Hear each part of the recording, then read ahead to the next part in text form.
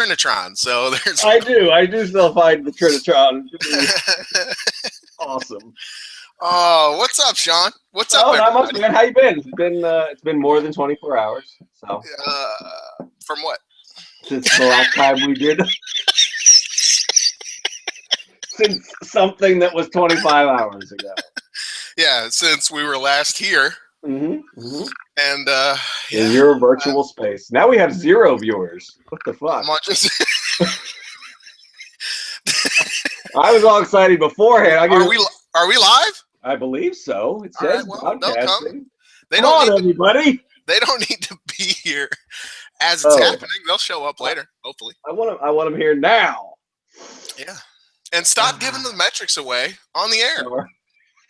I was just going to tell the story about how I was excited that we had 2 viewers before it started, and then I realized that was just the 2 of us.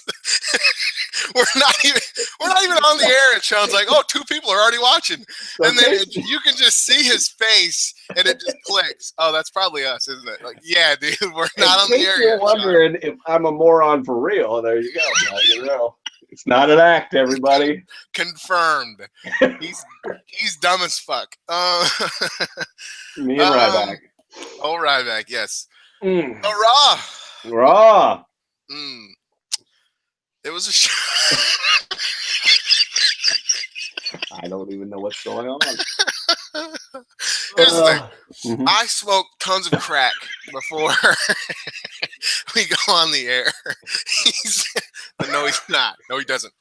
He does not. That's I'm just kidding. They can't see you when I'm talking, Sean. It just switches to mine. I know. I'm just ready. He's making faces. He's looking at himself in the thing and making faces. Because I don't understand how any of this works. I'm 84 years old. I don't either. It's just magical. You're how old? You told Twitter I was 84. Yes. So Raw last night. That's what we're here to talk about. Hell of a show. Hell of a show. It was good. All right, I think we're done. See you later. Yeah. Hey, you know what? They were without Juan Cena. No, Juan Cena. That's right. They were without Randall Orton. They were without Mark Calloway. Mean Mark. They were without Bork Laser. Barack. That guy. And they responded with one of the best shows of the year, I thought. Yeah. I had nothing to add. I liked it. It was good. Good night. It's the worst fucking show. That's what I'm here for. I'm the Andy Richter to your Conan O'Brien. I am solid. No, because I just corpse. Isn't that what that's called? Corpsing? Where you do corpse. Yeah. You're Jimmy Fallon, and I'm Bill Hader. I'd rather be Bill Hader. Oh, that's true. Yeah, I'd rather you be Bill Hader too. Yeah. You know what? Is Roman Reigns the guy now? Finally. If they use him like they used him last night, he certainly can be. How much of that do you put on San Diego? It didn't hurt. Classy. They did stay classy. You don't have to go fuck yourself, San Diego. You're all right. Yes. I think that a hot crowd never hurts, but I think if they use him that way other places, he'll get over too. I mean, he talked a little bit at the Open. He gave his mission statement, but it wasn't go out there for 20 minutes by yourself. Then he put on a really good match with a good opponent that understood the story they were trying to get across. And Roth and I talked about that on Sunday night. He's gotten a lot better at that. He knows what he's trying to accomplish in the ring, not just in terms of moves, but in terms of the story he's trying to tell. And he did that really well. And then it was he had a ton of help last night, but you got to have a ton of help. It's not an individual sport. So, him and Owens there's money in that somewhere down the road. We found, as if we had any doubt, but I think last night proved it. I got fucking goosebumps when the two of them were going to stand down. That was really great. And the crowd was really, they were enhancement talent, as I call it. As we say in the business. Yes, enhancement talent, local talent, which is actually true because they're from San Diego. I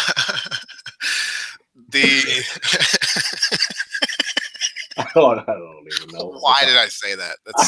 So stupid. They're local talent. They are. They were. I like you said. Reigns had the match was good. He had 2 matches on this show, Mm-hmm. so I wasn't sure which one you were talking about. But that's the cool thing. Doesn't matter. No, because they were both really good. Kofi did well. You know, I thought the New Day was really good without Xavier. Yeah. They both. Big E was great on the outside, and then later Kofi was great on the outside, and not as good as the old trombone wielding Woods, but pretty good, I thought. Yeah, so it wasn't a detriment. There were so many things that could have been a detriment on this show that were not. Like Reigns versus Kingston doesn't sound like an interesting match, but I thought it was really great. And Reigns, for maybe the first time, probably the first time. I mean, I guess you could say WrestleMania, he kind of came across like a top guy. But because he was in the top spot, I mean, so you kind of, by default, you're the top guy in a way. But here it was like, this is the dude. And they responded to it like, this is the dude. Yep. I mean, I would say the Mania and what was it? Where did the Bryan match happen? What was that show called? Fastlane or whatever? Fastlane in Memphis, I think. In both of those cases, I thought Roman did well, but he still felt like the guy. He was the guy because he was working with the guy. And last night he felt like the guy. Yeah. He still had help. Like I was talking Kofi. I thought Kofi did a great job. And another good thing about the way they put these matches together, they felt like fresh matchups. We haven't seen Kofi versus Roman a million times. We have seen Owens versus Cesaro a million times, but that's fine. We've never seen Del Rio Neville before. And Ziggler, Big E, we've seen, but not lately. I mean, that's like an old feud. Yeah. But they were all also, because they did the winners from Hell in a Cell stiff. It also felt like either guy could win. Yeah. I wouldn't have been shocked. Neville's the only one I would have been absolutely floored if he had lost, and probably Reigns, but right. If he had won, you mean? If Neville had won? If Neville had won, or if Kofi had won, I'd have been shocked. But right. Otherwise, yeah. And then it's no surprise, or maybe it is to them, but the simplest explanation, or the easiest route, or not even easy, but just what's the most simple way to go about this? And it's these guys all won at the pay-per-view. So they get to be good in this tournament, and everyone has a match against everyone else. The winners of that match meet in another match, and the winner of that is the number one contender. Yep. That means everyone deserved to be in the tournament matches. We'll say tournament because whatever. Yeah. Because they it was a play-in tournament. Yeah, I mean it was. Because they had won their prior match. Mm-hmm. So they deserved to be there. They worked it to where the matchups were fresh, and they weren't giving away the goods. Like, you know, they weren't doing Reigns versus Del Rio, right, in the first opener. You know, they staggered it just right to where the matchups lined up well to give us a main event where it felt like the bigger star was the one who was there, right? Because maybe other than Dolph and Big E, maybe, but to them, probably not. Yeah, I mean, I think it worked out. Yeah, I have no complaints with. I mean, you got both of your title holders in there, which it would have been dumb if they lost. Yes. Yeah, that wouldn't have made any sense to beat the Intercontinental Champ or the U.S. Champ. Or the newly christened U.S. Champ that you're pushing to the moon for some reason. In the dumbest story ever, but we'll talk about that. Dumbest story. We'll get there. And then so you get to the main event, and you have all these guys who deserve to be there, who then, if they win that match, would then deserve the title match they would get from it, because it means they will have won 3 matches in a row and consecutive nights to earn that position. And shockingly, every single match had heat. Everyone cared about what everyone was doing because it mattered. There were stakes. There was something on the line, and the dudes all deserved to be there. It wasn't a situation where it was just like, well, why is this match happening?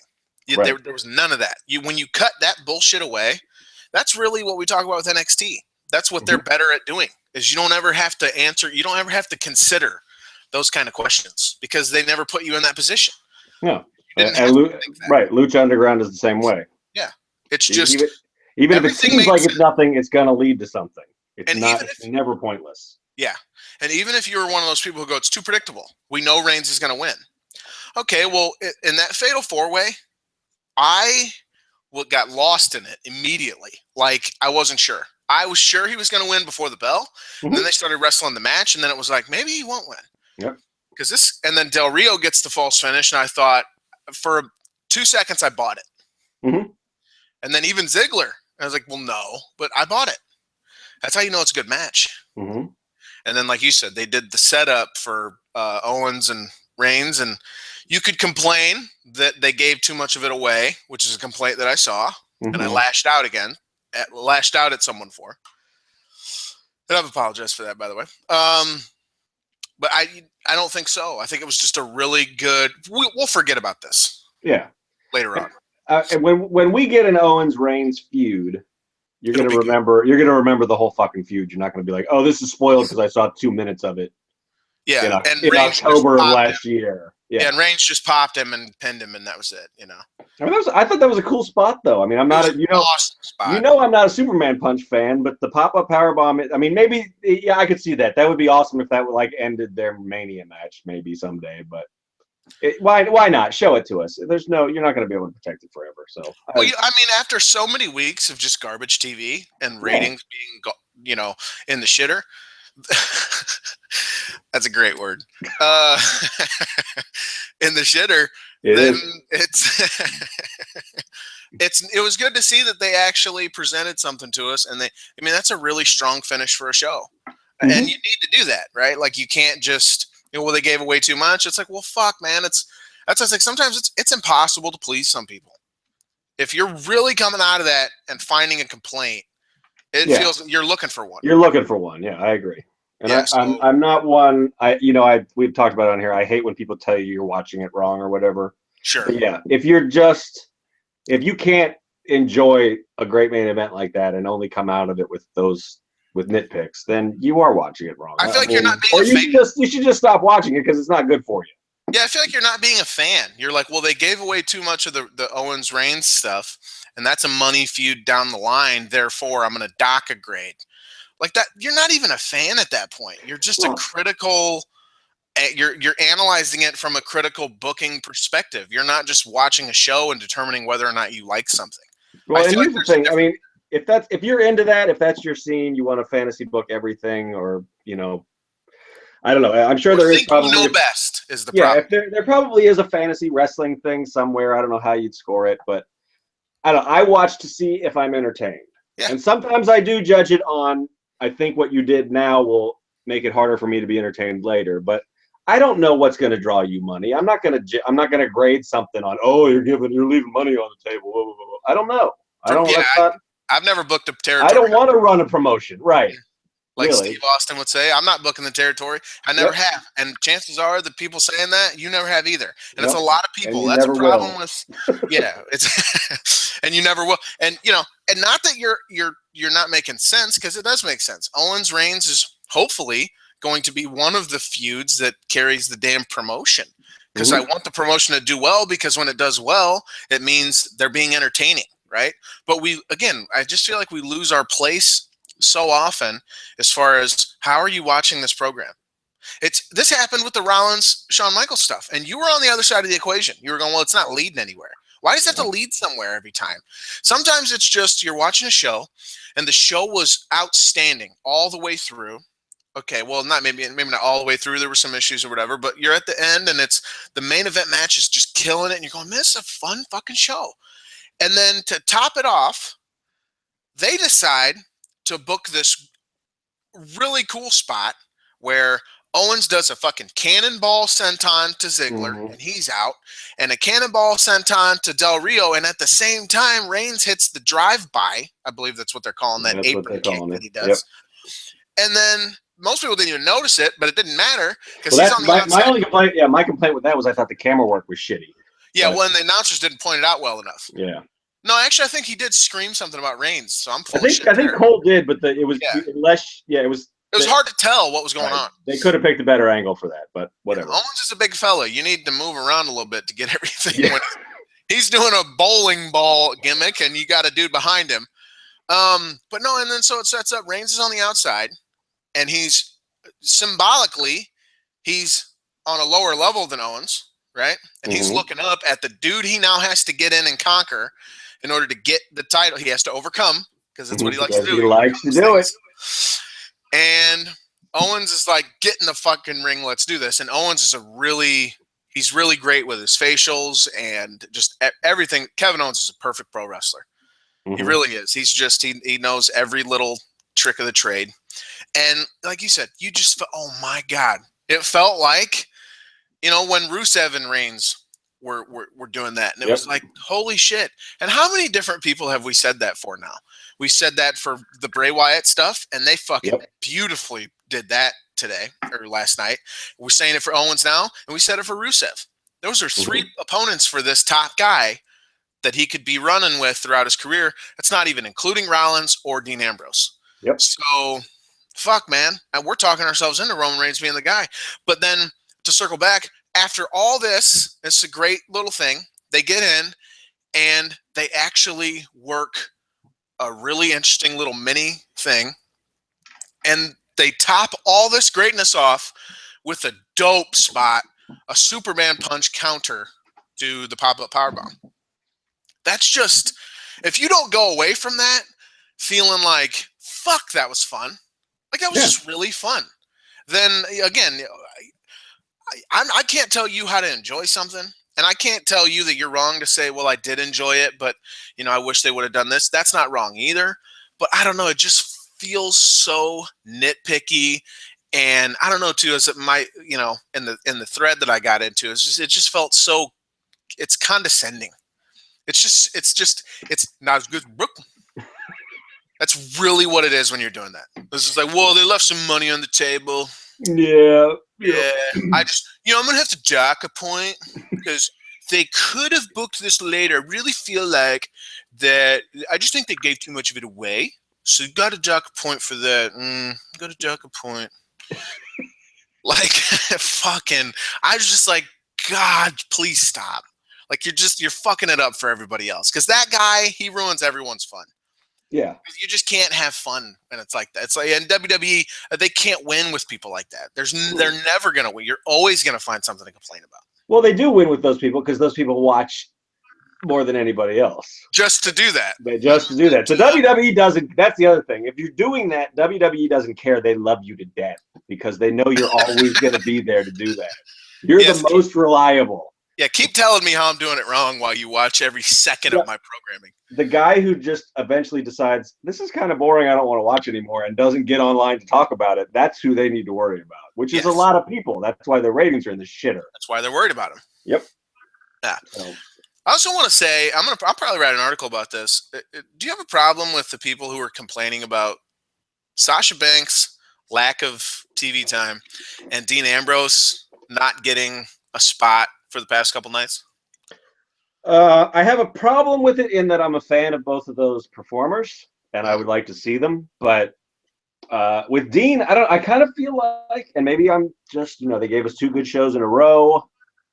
I got a little euphoria. I kind of feel like there's a plan there for Dean, for that they're saving somebody for a turn, or I don't know. I don't think that he's just left out in the cold the way it sort of makes him seem to be. And he does great in these little backstage little pep talk. I don't know who decided like Dean Ambrose, you know, freelance motivational coach was a good role for him to have, but I remember him when he walks around. I mean, I remember those spots. He still makes an impression. I was talking with Alex Greenfield on Twitter was like, yeah, he should just talk to people backstage. Yeah. That's what I said. He's Dean Ambrose as dude who chats with people backstage. That's what I said. That's a money-making gimmick. Actually a pretty good way to use the guy, I think. Yeah. And then that's what he said. He's like, it'd be great if he just started going up to people and just talking to them. People are just backstage and they cut to Dean Ambrose and he just walks up on it and goes, hey man, how's it going? It fits his character. And here's something else that I love Dean Ambrose, but his wrestling is not that's not the best thing about the guy. So if he spends a few months just chatting people up backstage, he just runs into he just runs into Lana and he's just like, you know what I like about San Diego? It's like 70 and sunny all the time. How great is that? And then he just walks away. Just walks off. Yep. That's good use of Dean Ambrose, and plus it actually fits into the narrative of their stupid narrative of his character, which is he's unhinged. Mm-hmm. He's a You don't know lunatic. what he's gonna do. Why is he talking about the weather with Lana? I don't. That's the most like benign kind of unhinged ever. This is a really weird dude. He just comes up to you and talks about the weather. Yeah, and then he walks away.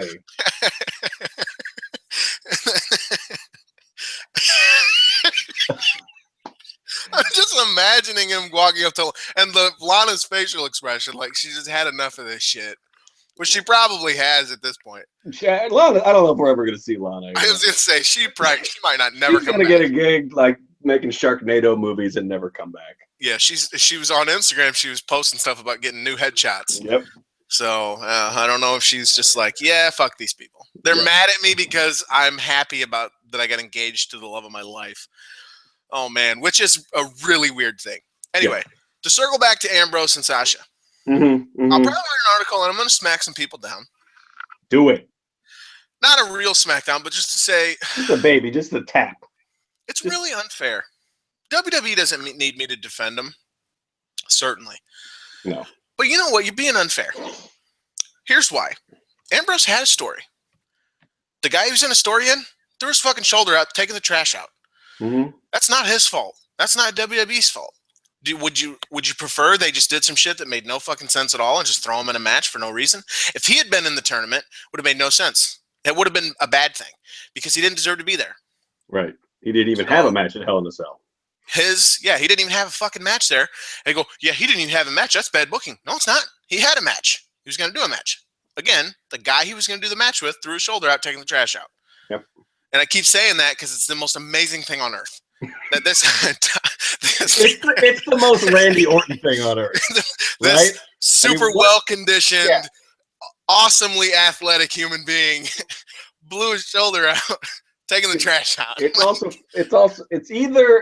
also fucking karma because that's what you get for shitting in people's bags. One day you blow your shoulder out, taking the trash out. Allegedly. Or Kelly.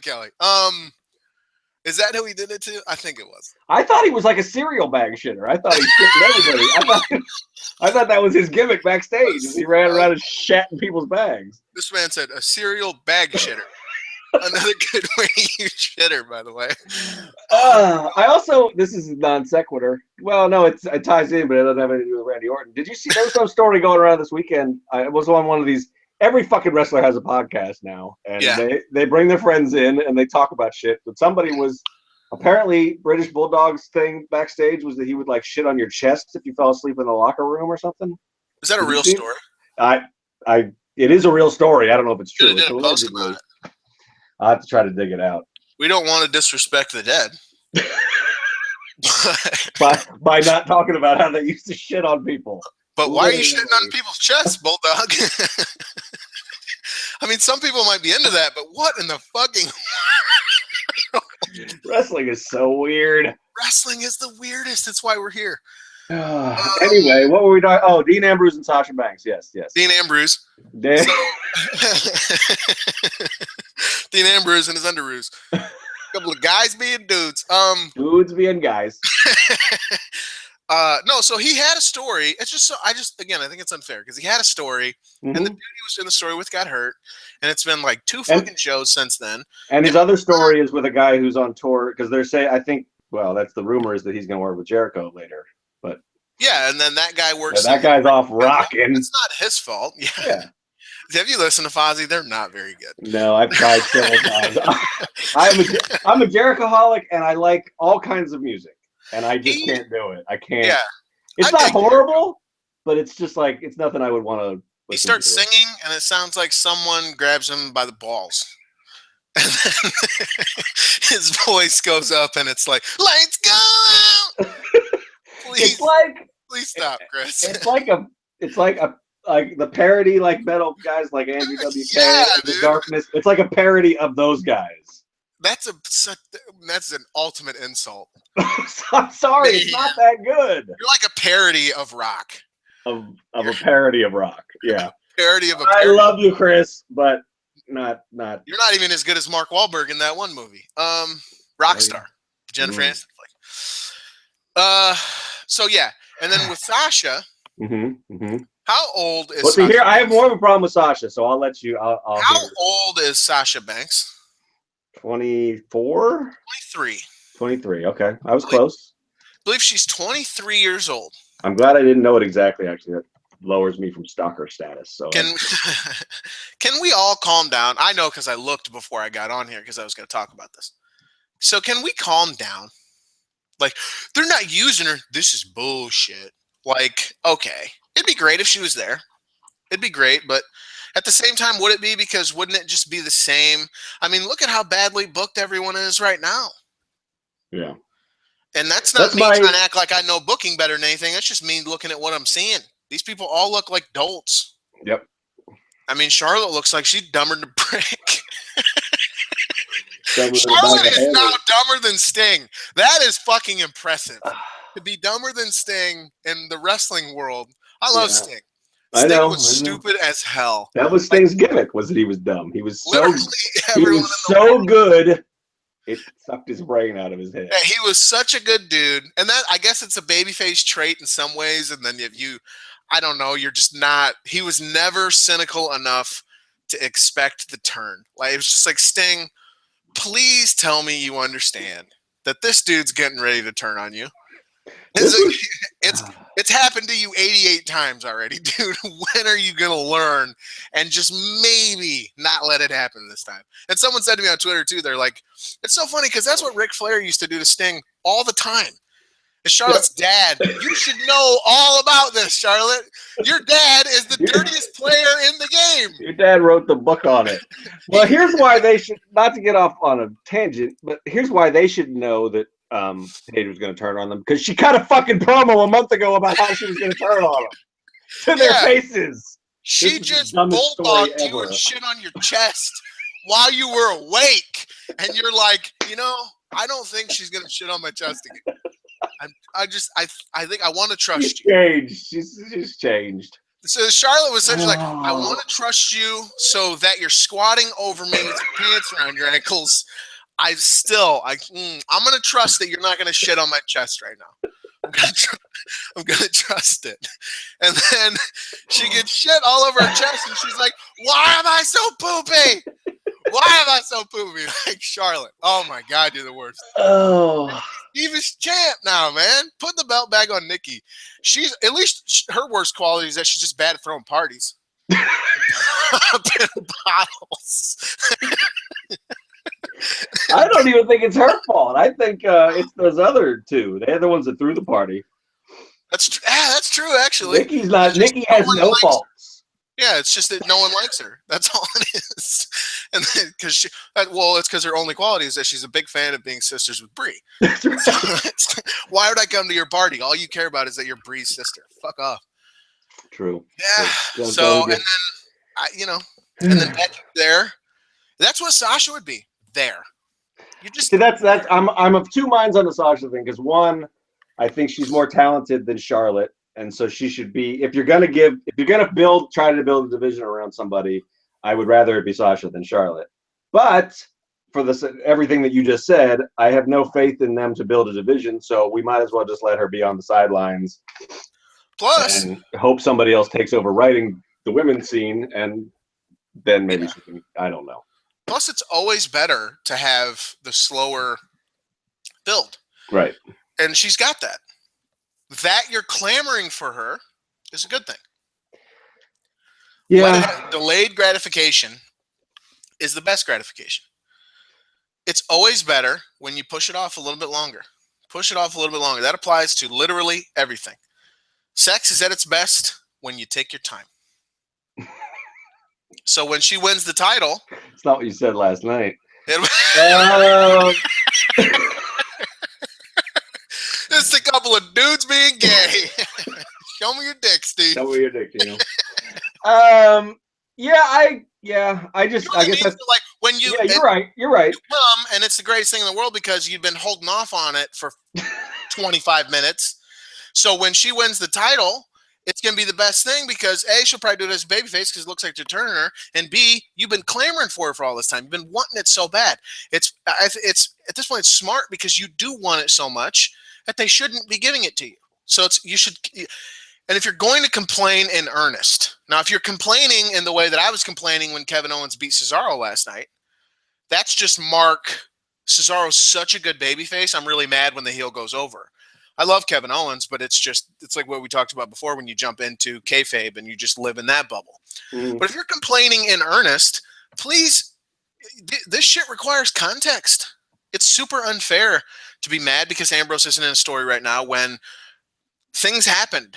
Like, you can't just act like it's WWE's fault they're fucking him over because Orton got hurt, and then Luke Harper disappeared because he had some personal issues. So even the dude that he was going to have the match with was gone, and he was just like, well, he's shit out of luck for a couple weeks.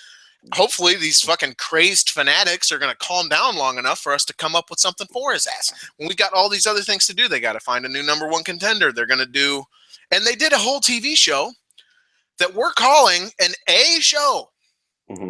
And Ambrose was in it for 10 seconds. Sasha wasn't on it at all.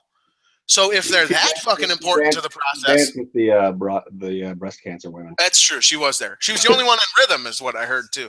Oh, really? I didn't. Yeah. I don't have any rhythm, so I can't judge. So me neither. That could just be Sasha stans who were just like, "Oh my god," you know. Sasha stans. I'm a Sasha stan. I take that personally. Yeah, but I'm just saying, you know what I mean? It's an A show, and those two had very little role on it. So it's like they must not be that important to the fucking process. See, my problem with the delayed gratification, I can't talk. Delayed gratification when it comes to Sasha is that I don't have confidence that we're going to get the payoff. If this was, and I'm going to be that guy here for a second, not as good as Brooklyn. It's not as good as NXT, because if it was NXT, I would have confidence that they're telling a story that will eventually pay off with Sasha. With the main roster, they may just have forgotten she's there. They may have decided they don't like her. There's nowhere to put her. Because she got cheers. There's nothing to do with her right now. You could do a second women's feud. You're allowed to have more than one. Last night they couldn't. No. They had no time. But they have 2 hours on SmackDown. They have another 5 hours next week. A program you don't watch. I watch it sometimes. I read Tanya's reviews because they're spot on. And then I watch highlights and yeah, I mean you could find time. Maybe not on last night's show. But here's my smarky thing with Cesaro too, and I was thinking this watching that match, which agreed, just in the context of that match, those two guys know fucking pro wrestling and they got us into the story. And even though we love Kevin Owens, we hate him because that's how good he is at his job. But imagine if this was actually leading to a story where Cesaro eventually, like, his losing streak was a story that he would eventually conquer that, and then imagine the catharsis when he finally won something. NXT is also a much smaller. Do you think they're going there with Cesaro, or do you think probably not? Yeah, exactly. Probably not. But again, you can only do this with so many people. NXT is a small sample size, so they can do that with Bayley because there's 5 women. Yeah. You don't need to write for so many people. So it's harder to do shit like that on the main roster, because if you do that with Cesaro, they're basically doing that right now with Roman Reigns. There can only be one top guy. You can't tell that story with all these different people at the same fucking time. So they have to do stuff like this where some people get into a holding pattern, so to speak, and you know what too is, it's like you can complain, but that's Mark complaining, and I don't mean that in a derogatory sense, but it's like I said before, I hate Owens for beating Cesaro because I love Cesaro so much because he's so good at being a babyface at this point. So we could even say this is just part of his further development, and along the way, he's entertaining the fuck out of me. So that he's not winning the title is kind of irrelevant because he's still doing the thing that I watched the show for him to do, which is to entertain me. Yeah. So in some respects, it's like if you're actually holding it against them, that they're not putting the belt on the guy that you like the most, that's just a super, again, that's a Mark complaint. You're not going to stop watching the program because of that.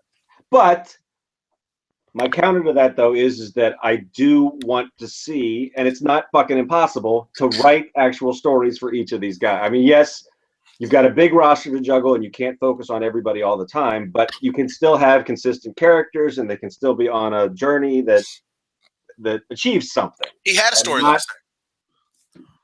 But I'm saying overall, what is his story over the last 6 months since Tyson Kidd got hurt? What's his story?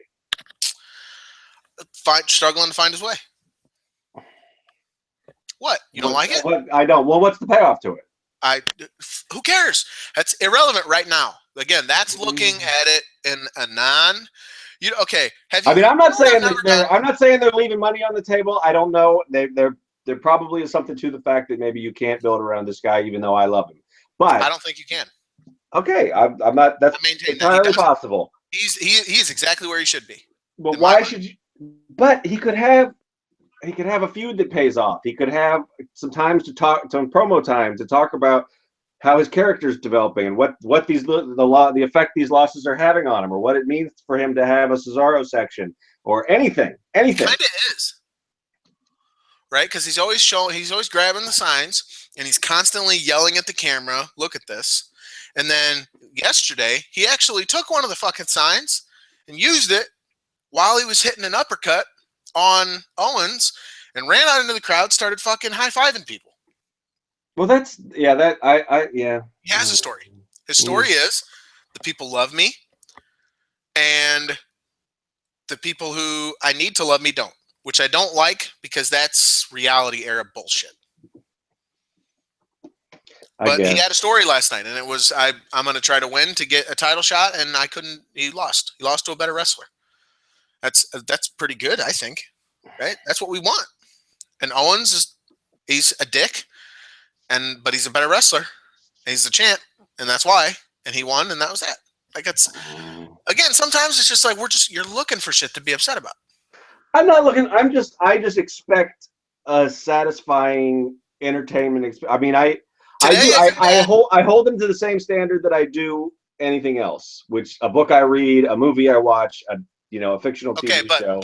Let me cut you off. I wouldn't just, I don't just read a comic book just because 3 pages of it have a kick-ass fight scene in it. I might like that, but I'm not going to keep reading it if that's all it ever is. Now, hang on.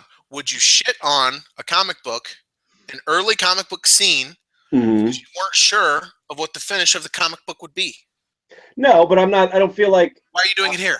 Because I have a lot of experience, like 30 years of watching this stuff, that tells me I'm probably not going to get a satisfying. That's like watching a movie and going, you know what?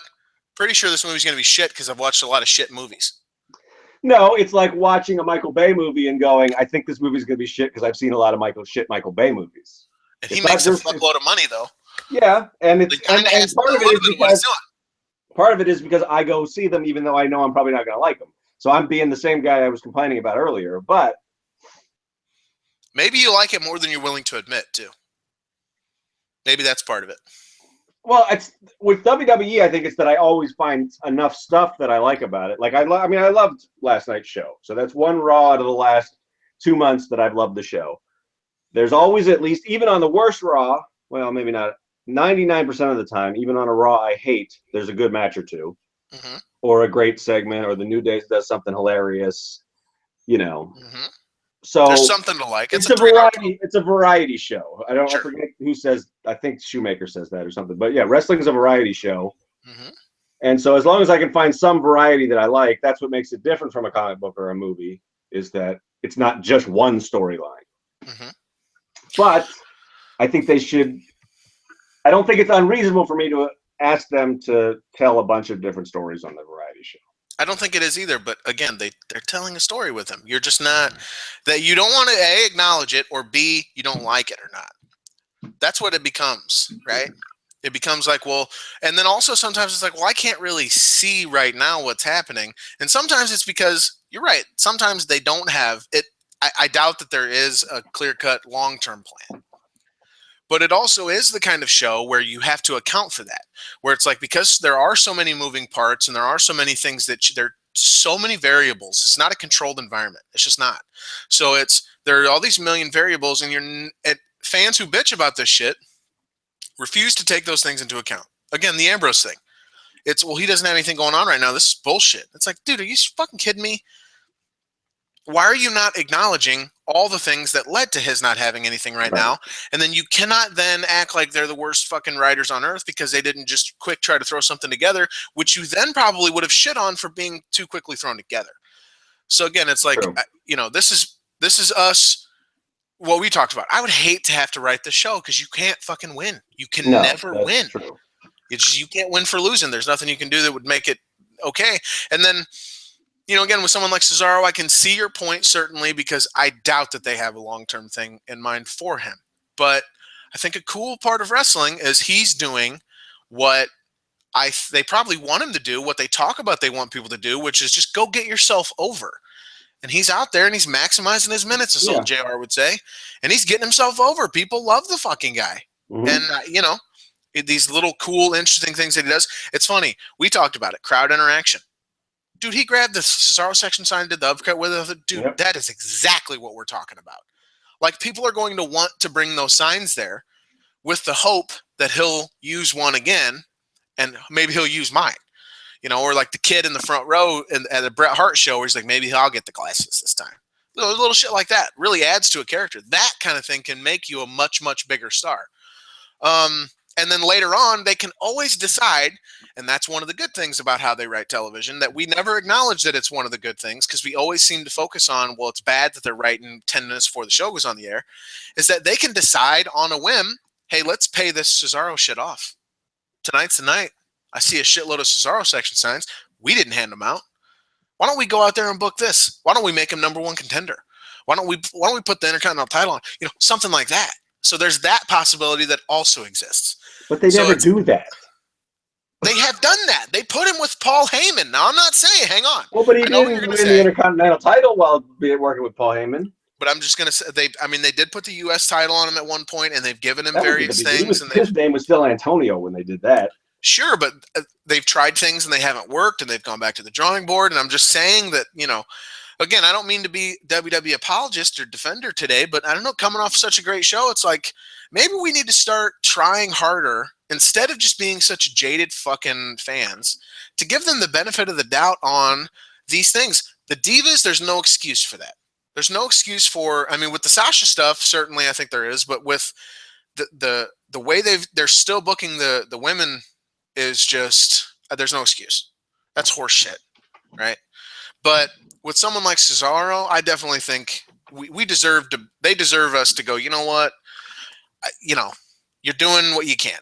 There's a million people to write for. He's not the most important. That's the other thing. People get mad because I want that guy to be more important than he is. Please understand that Cesaro is not even the 5th, 6th, 7th, probably not even the 8th most important guy on the program. So when they're writing stories, he's going to get the 8th, 9th, 10th amount of attention to the detail that goes into his thing. So he's absolutely the guy where they go out and go get over. Here's your match. Here's who you're working with. He's going over. You go out there and make it entertaining.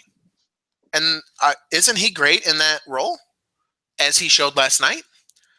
So maybe we need to start recognizing that too. He's not that important to the program. Right now, Sasha Banks is not that important to the program. So no, they're not going to spend a bunch of creative energy on her. They need to spend that creative energy on the guy that they're going to depend on to sell the fucking tickets, Roman Reigns. And they did that. And he got over and he won and everything fucking went wonderfully. We gave it an A. I don't disagree with any of that. You're totally right. All right, what's next? No, it's just, I still think that they could write more of a story for everybody. And I understand I'm not blaming WWE Creative. I guess if anybody, I'm blaming Vince, because from what we allegedly know about the backstage process, it's very difficult to put something in writing and then execute it out because it does get changed at the last minute. But I don't think it's unreasonable. I don't want to nitpick, and I don't want to say that I didn't enjoy last night's show or that I don't enjoy the products in general, but I don't think it's unreasonable to think that you could have a feud for Cesaro that went over a few pay-per-views where he worked with the same guy and they found some conflict between them, and then we exploited that conflict and we made it more interesting so that he wasn't just the guy who had to go out there and get himself over with good matches that, last night it meant something, but next week it probably won't again. That's a good segue into where they did do that. And they set it up to do it later. Bray Wyatt's promo last night was probably the best of his career in WWE. Because he said, Undertaker has reigned supreme for all this time, and that included beating him, and he needs to revitalize himself. And he said, Roman, I'm going to come back for you when the time's right. And now he fucking took Undertaker out, guy who beat him. He essentially said it's Taker's fault that he's been failing, that he couldn't beat Roman Reigns, that he couldn't succeed for all this time. It's because of the failure against Undertaker at WrestleMania. And now he's going to build himself up by consuming Undertaker and Kane now. The whole family. Fuck it. We'll murder the whole family so I can get better, so that the next time I go after Reigns, I'll be better.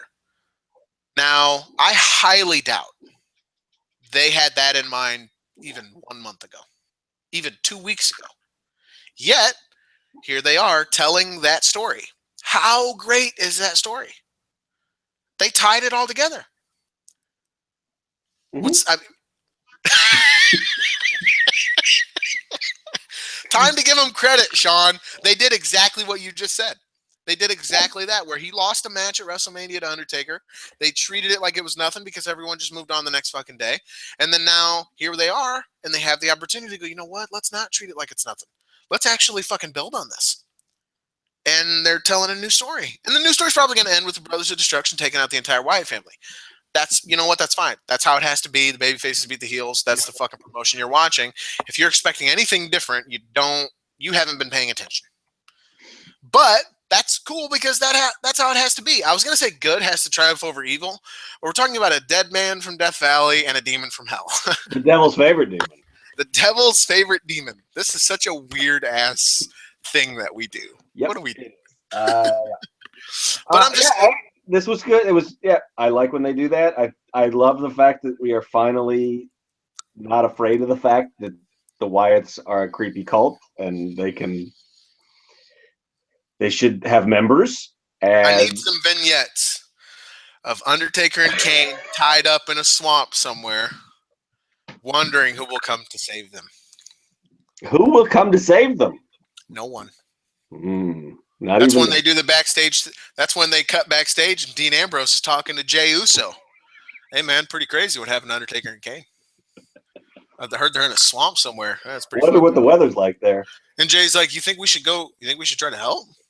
And Dean's like, "It's a dead man and a demon from hell. I think they'll be fine, dude. Jeez." And then just walks off. I think they'll be okay. And then someone said it's great too because they cut to Undertaker and he looks at Kane and he's like, "Can't you summon fire? Why are we tied up?" And Kane's like, "I don't see any fucking lightning anywhere there, brother." And then they cut away, and they're still just tied up. Or then they cut to Bray in his rocking chair, and he's pulling a Geno and just laughing for 45 minutes. I need that, dude. I need that in my life.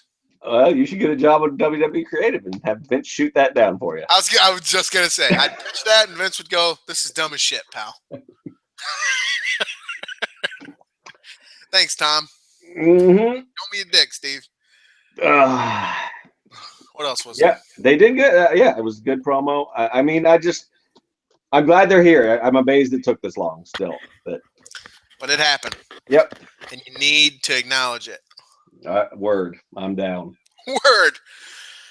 What else happened? Well, we talked about the Divas were there was only one other match.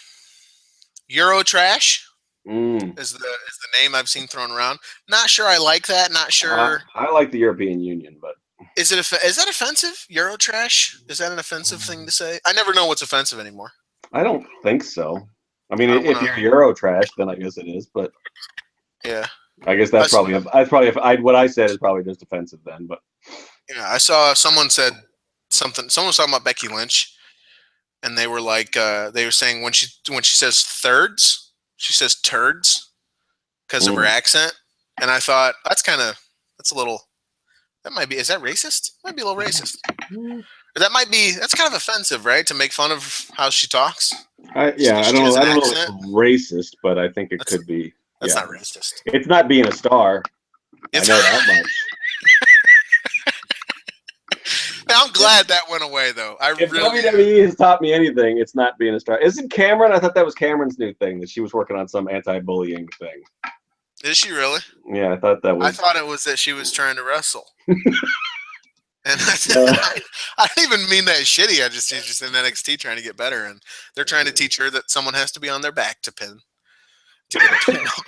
That's when the ref will count the pin. And that Melina doesn't have the greatest match in history.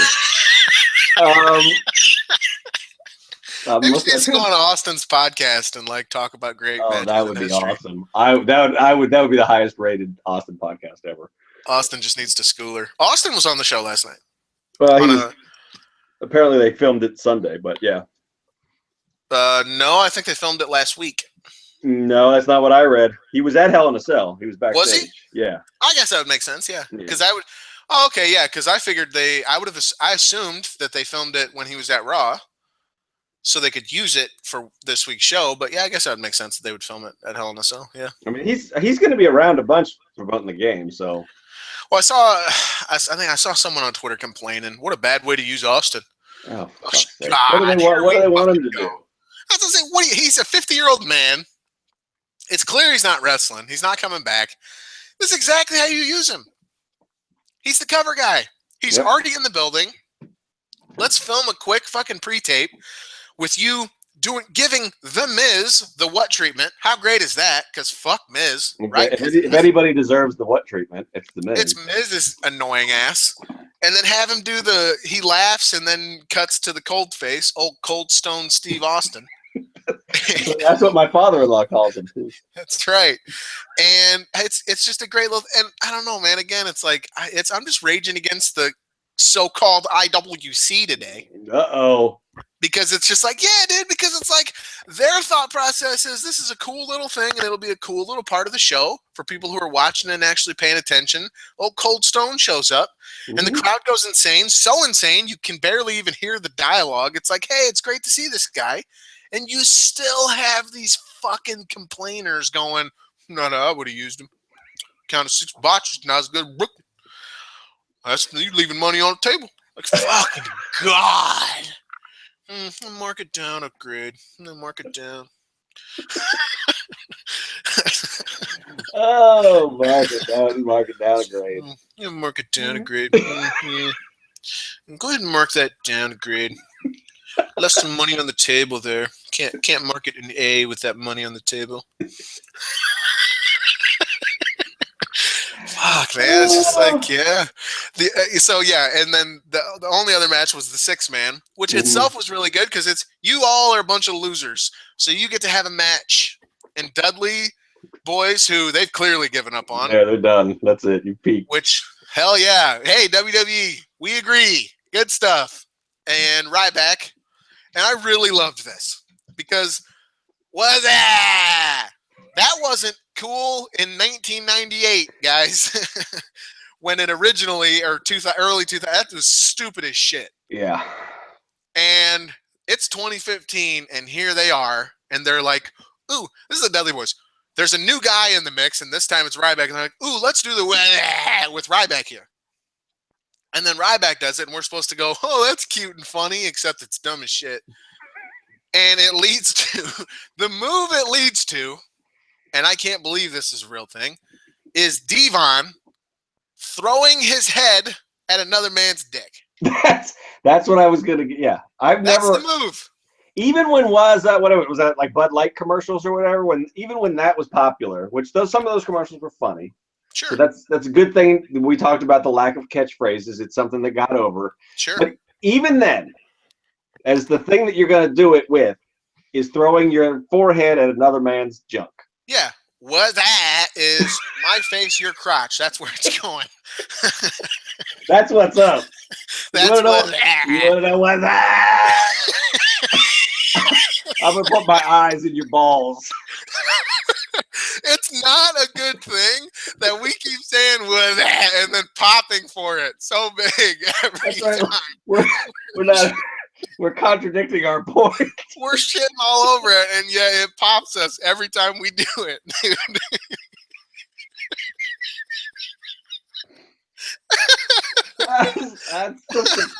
I'm thinking about how I'm gonna phrase the fact that it's a headbutt to the genitals every time. It's not so much what's up. I'm popping for the follow up. My eyes, your dick. That's what's happening. Oh man! The next time he does it, I'm gonna be looking just to see if his mouth's open while he's flying through the air. I can't do it. It's so bad. But I loved it because how is that legal? A headbutt to the dick. A flying headbutt to the dick. That's gotta be good for a disqualification, right? Well, the other guys, it's a tag match, and the other dudes are just in the ring, holding his legs open. It's the gayest thing. They're basically raping the dude. There's like, oh, you get that leg, I'll get this leg. You jump on his dick. Do it. Throw your head into his dick. It's such a it's like a fucking hazing ritual. It is, dude. It's like we're in a thrown out of college for that. Fucking thigh segment beta or whatever the fuck. King Barrett's gonna join the frat and get him up here. Get the tables so we can play beer pong. Oh shit! This dude off that we. It's so bad, dude. And Barrett, for some reason, I don't care how incapacitated you are. One dude, they're just lightly holding your legs open, and he's like, "Oh no, don't do this to me." Just roll out of the way. Why are you waiting for him? Yeah, kick your legs or something. Don't just sit there. Well, he's like, well, he is going to go at my dick. Maybe this will feel good.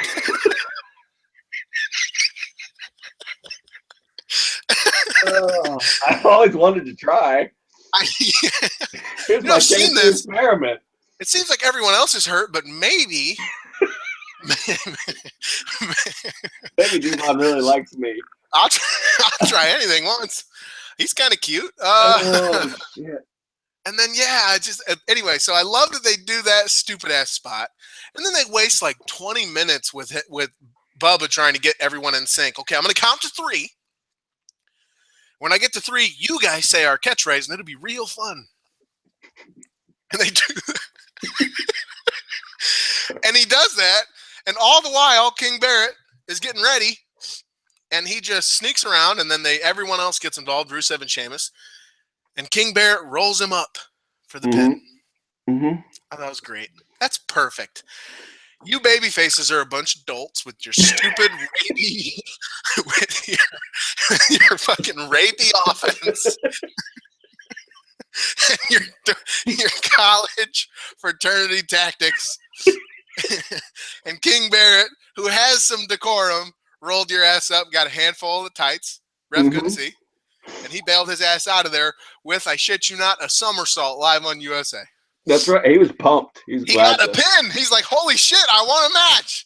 What do I do with myself? He does a somersault, and as soon as he stands up, Rusev gives him a bear hug. That team, and Sheamus was sure to grab his title or his briefcase and the crown. He's like, here, I got your crown, buddy. Put your crown on your head. Let's celebrate. How great are they? Now, that is a crew that you can get behind. Not the dudes in the ring with the big steroid guy trying to rape people. Allegedly. I'm not saying Ryback's on steroids. That was a joke. That was a joke. The Dudleys are definitely trying to rape people. That is the key. It's very clear what they're doing. And he is an accomplice. We're not sure about the steroids, but he is taking part in sexual assault. He might not be on steroids, but he absolutely helped sexually assault poor King Baron last night. Oh, God. You see? Shit. How do you give this show anything other than an A? I don't know. Dude. Mark a grade, sexual assault. I don't know. He didn't suck the dick that well. Mark the grade. He didn't finish him off. I'm going to have to make it. King Barrett doing somersaults. He's pretty happy for a guy that left him hanging like that. That's true. I guess he's going to get a big bear hug. He needed one after that salt he just went through. That's what Rusev was really doing. He was trying to console him. He's like, it'll be okay. I'll be okay. I'll make Lana make you cold fish. I hear we're out of meatloaf. We're out of meatloaf. Michelle left, but yeah, the Wyatt family rid us of Michelle's meatloaf. I get Lana to make some cold fish. That's the recovery meal from the rape that you just had happen to you. Oh man, we should not be joking about this. And maybe, hey, yeah, let's just talk about meatloaf. All right. That was the show. Maybe Bray will give him a little tug. Dude, oh my God. I was laughing so hard, dude.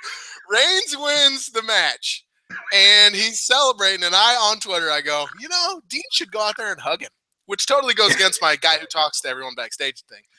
But it felt like the right moment. Dean goes out and hugs him, and then they stare each other down because he's going to turn on him. Somebody's turning, yeah. I'm guessing Dean turns to make sure Roman doesn't win yet till Mania, but I say Dean should go out there and hug him. Sean gets on Twitter and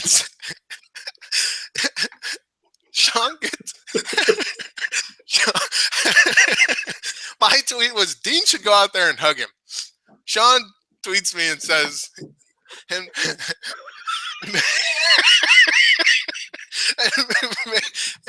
on. Sean says, I didn't even think it was that funny. I'm just laughing about how much it made him laugh.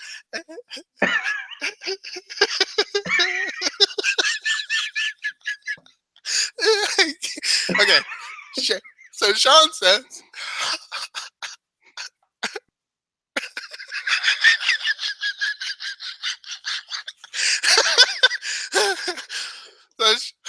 Sean says,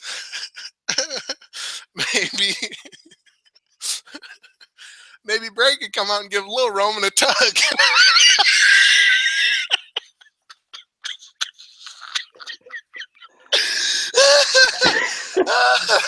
That was worth it, wasn't it, everybody?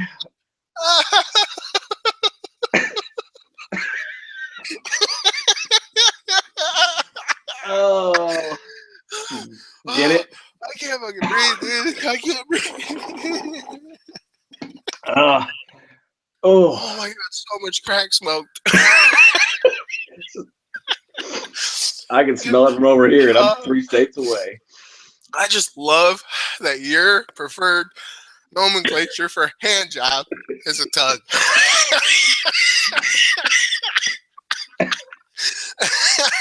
And Lil Roman. I was just thinking, it instantly made me think of his dick, which is like, what? Why am I thinking about his dick? A Lil Roman a tug. It works. Oh my God. Wow. That was good. I cannot do this. I can't. So Raw. Raw was good. Raw is hilarity because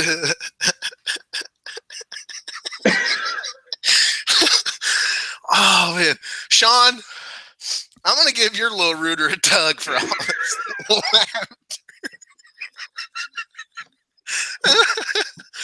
I won't have 2 guys holding your legs open though. Will you say what? This is the creepiest thing in the world, dude. And for all of you people out there who have boyfriends and girlfriends, do that next time. Yeah. Before you're gonna make love. What? Before you go down on them, make sure you spread those legs wide. Give them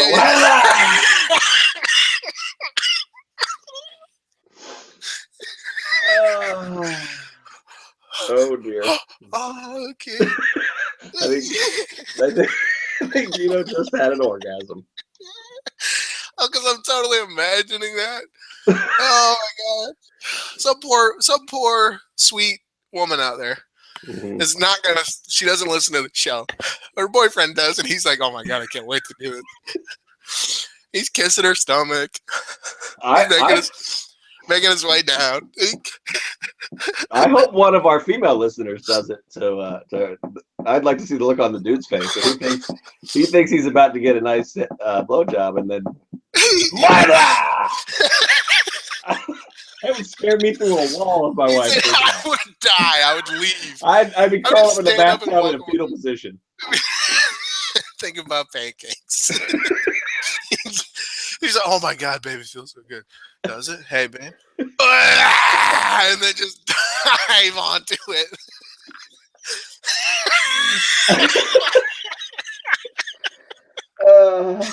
Dive onto why? I don't know. This is probably not.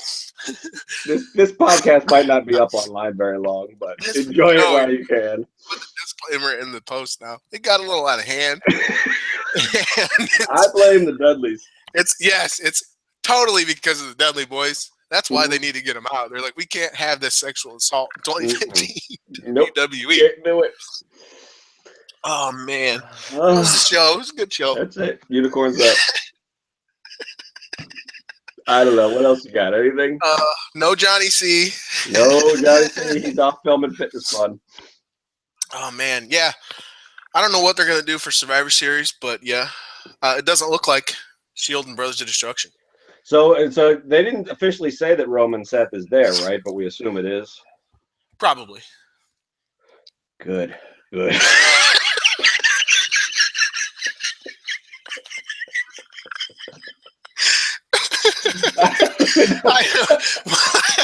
I don't know whether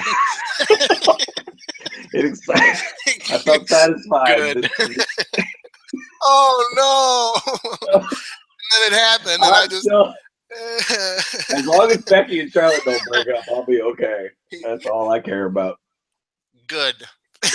You know what? You know what we didn't even talk about? What? And I don't want to talk about it. I'm just gonna say we didn't. We didn't talk about Mex America. Oh man, let's not. All right, I'm fine with that too. We're not going to talk about it, and you're just. I almost got to the finish. Go ahead, you do it. We're not going to talk about it. You can just deal with it.